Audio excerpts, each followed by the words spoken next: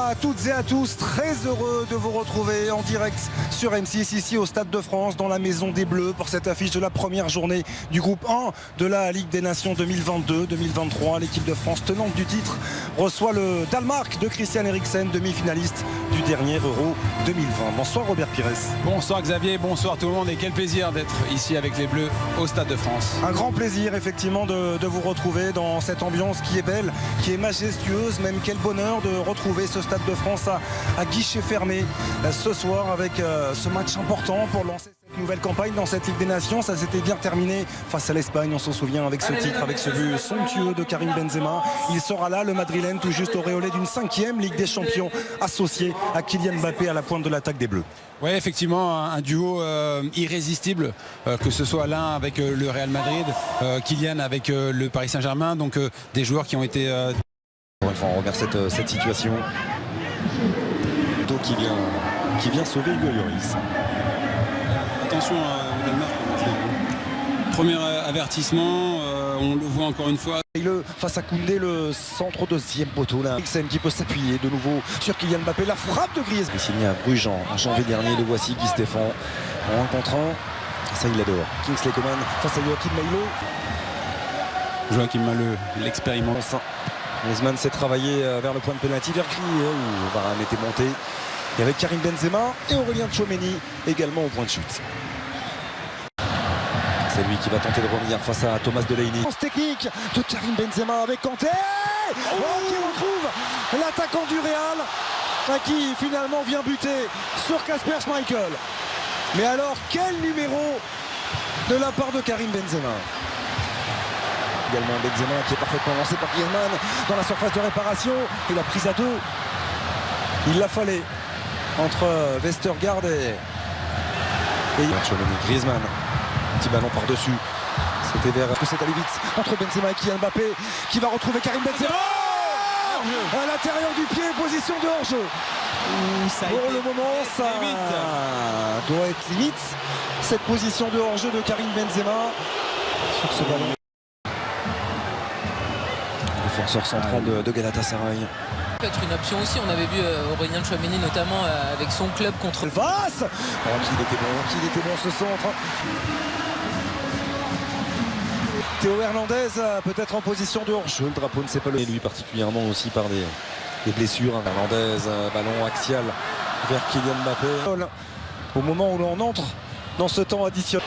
Beaucoup de joueurs ont parlé de ces matchs pour ce petit ballon donné à Aurélien qui sort du terrain. Ça bouge pour mettre en terme à ces 45. Il y a une véritable opposition aujourd'hui face à une équipe compacte. Une équipe il l'a bien analysé, il connaît notre... Même si c'est pour l'instant timide. Il y a de la vitesse. Kingsley Coman. Coman, le centre touché, la tête de Daniel. Aujourd'hui, une journée forcément particulière en faveur des Danois, et avec la précision du pied droit de Christian Eriksen. On le servi, N'Golo Kanté, le centre piqué, au deuxième poteau, la tête de Benzema, qui s'emmène ce ballon, peut-être en 2 temps, eh bien non, il est venu buter de nouveau sur Kasper Schmeichel. Lui qui avait été un Français, 1 contre 1 face à Nelson, le 1-2 qui fonctionne, Benzema Karim Benzema, c'est encore une fois une merveille de par l'aisance technique, l'élégance du geste. Karim Benzema qui s'offre son 37e but avec l'équipe de France.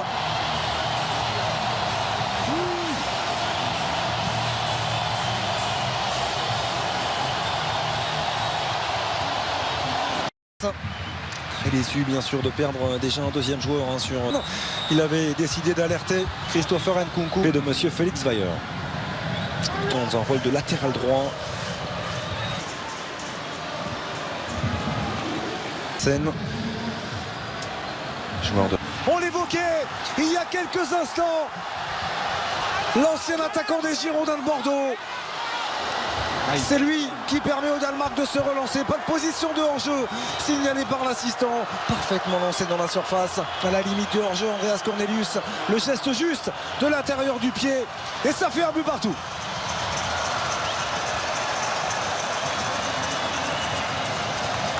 Antoine Griezmann, non?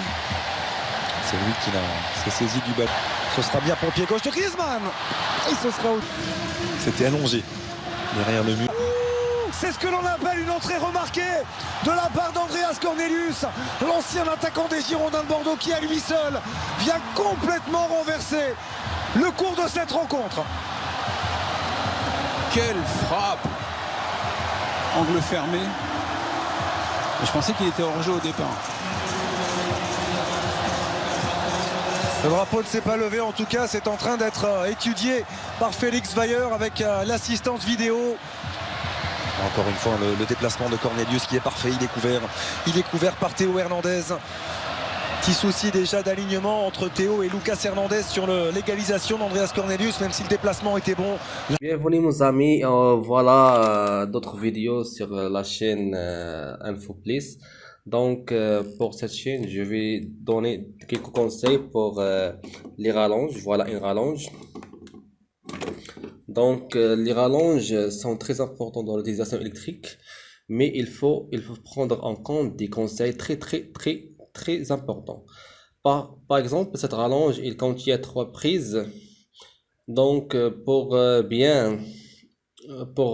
éviter des changements électriques dangereux ou des circuits, il faut pas dépasser quelques conseils dans l'appareil. Par exemple, cet appareil, on va trouver ici, par exemple 13, pardon.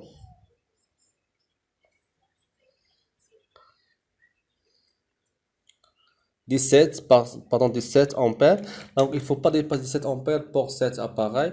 Pour les appareils, utiliser cette rallonge, sinon va tomber dans le shit. J'espère que vous trouvez ces conseils très utiles. Et au revoir, à bientôt dans la vidéo prochaine. Bienvenue mes amis, voilà d'autres vidéos sur la chaîne InfoPlus. Donc pour cette chaîne, je vais donner quelques conseils pour les rallonges. Voilà une rallonge. Donc les rallonges sont très importants dans l'utilisation électrique, mais il faut prendre en compte des conseils très importants. Par exemple, cette rallonge, il contient 3 prises. Donc pour éviter des changements électriques dangereux ou des circuits, il faut pas dépasser quelques conseils dans l'appareil. Par exemple, cet appareil, on va trouver ici, par exemple 13, pardon.